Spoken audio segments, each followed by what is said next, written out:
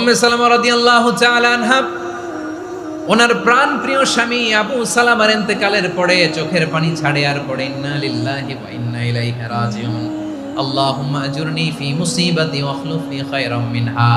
বারবার এই দোয়া পড়ে চোখের পানি ছাড়ে আর মনে মনে বলে আবু সালামার মতো ভালো মানুষ মদিনাতে নাই, তার চেয়ে ভালো মানুষ কি করে আল্লাহ তাআলা আমারে দিবে, তার চেয়ে ভালো মানুষ তো আমি মদিনাতে দেখি না। চোখের পানি দিয়ে বুক ভাসায় আর নবীর হাদিসের উপর আমল করে পড়ে ইন্না লিল্লাহি ওয়া ইন্না ইলাইহি রাজিউন। পড়তে পড়তে চোখের পানি ছাড়ে আর চিন্তা করে বিশ্বনবী বললেন এই দোয়া পড়লে যেটা হারালাম তার চেয়ে ভালো কিছু দিয়ে আল্লাহ পুরস্কার দেয়। আবু সালামের চেয়ে ভালো মানুষ মদিনার মধ্যে আর কে হতে পারে? কি আজীব তামাশা, কি অবাক করা ঘটনা।